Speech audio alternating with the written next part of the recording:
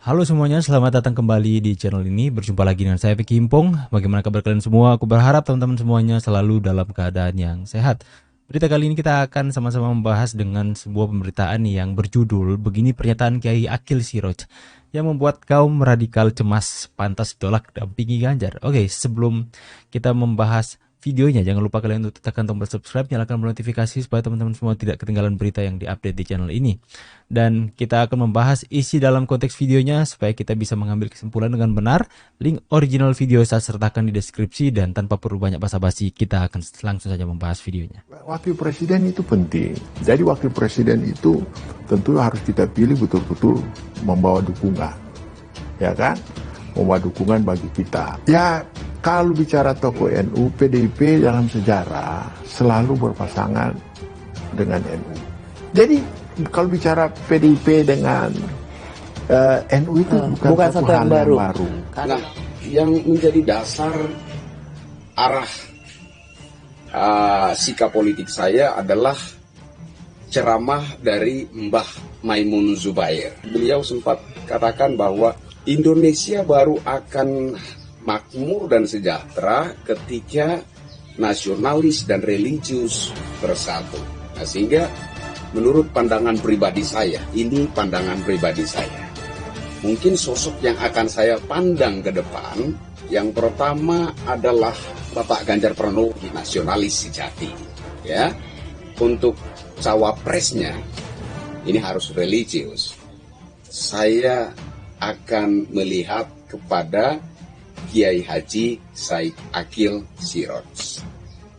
Menurut saya, dua sosok ini kalau dipasangkan, maka unsur nasionalis dan unsur religius akan terpenuhi secara sempurna.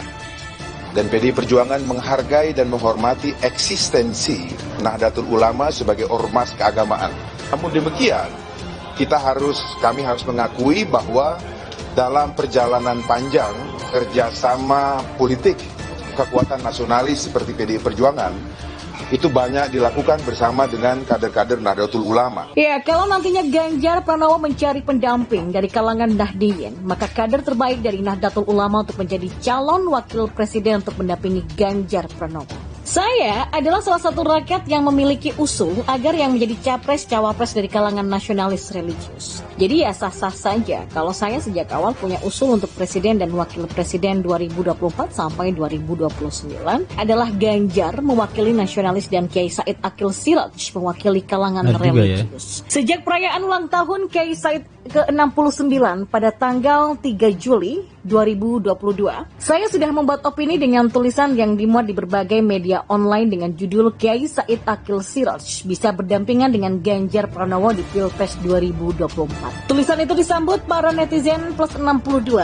dengan senang hati dan respon yang sangat mendukung sekali. Sepak terjang saya tidak hanya membuat sebuah tulisan saja, tapi membuat komunitas pecinta paslon Ganjar Kiai Said yang disingkat Gansas. Antusias teman-teman dari simpul nasionalis dan religius bagus banget. Nah, menurut Ketua Bidang Kesra PBNU Yusuf Hamka yang memberikan penilaian kalau rakyat sudah berkehendak, maka kader terbaiknya menjadi calon wakil presiden untuk mendampingi Ganjar. Cuma Yusuf Hamka tidak menyebutkan siapa sih tokoh NU tersebut. Ya, sah-sah saja, namanya alam demokrasi. Sebagaimana Pak Jokowi milih Pak Ma'ruf Amin, udah terbukti NU cukup baik selama ini mendampingi 5 tahun adem-adem aja. Nggak ada masalah apa-apa. Katanya kepada CNN Indonesia. Nah, gimana tuh kalau PDIP meminta untuk mendampingi Ganjar? Ya silahkan aja, tapi ini kan orang per orang ya, bukan dari organisasi yang mengusulkan.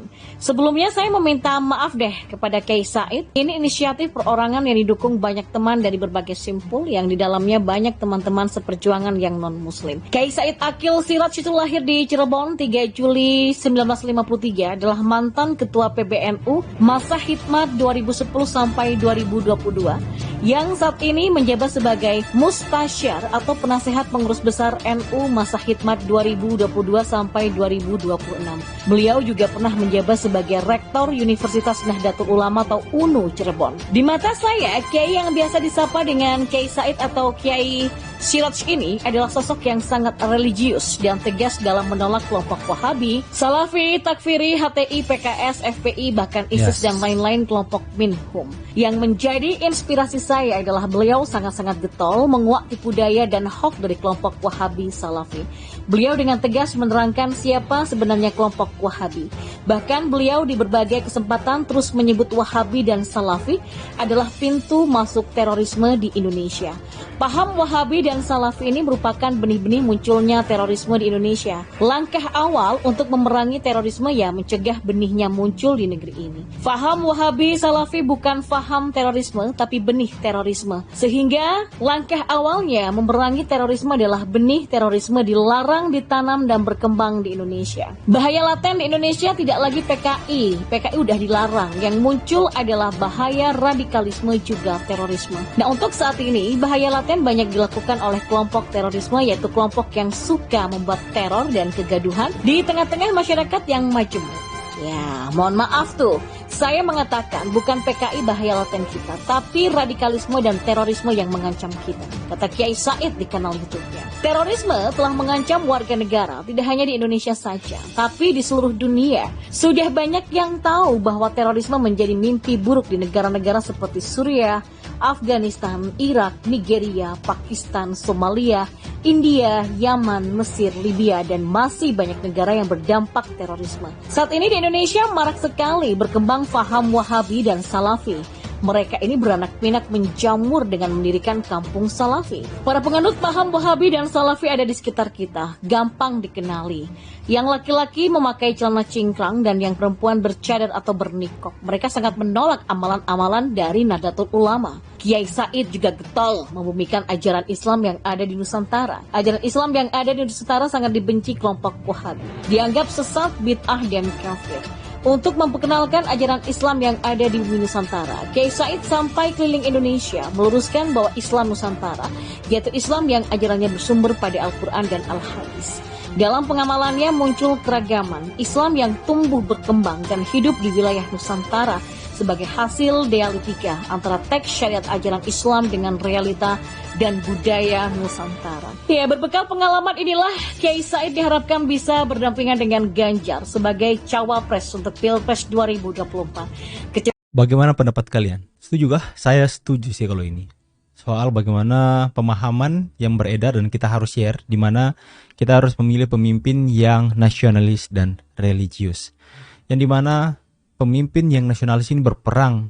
Pemimpin yang nasionalis harus memiliki integritas yang tinggi dalam menjaga kedaulatan Indonesia, berperang memerangi koruptor, menghancurkan yang namanya tindakan-tindakan permafia yang coba melakukan sabotase terhadap pembangunan Indonesia.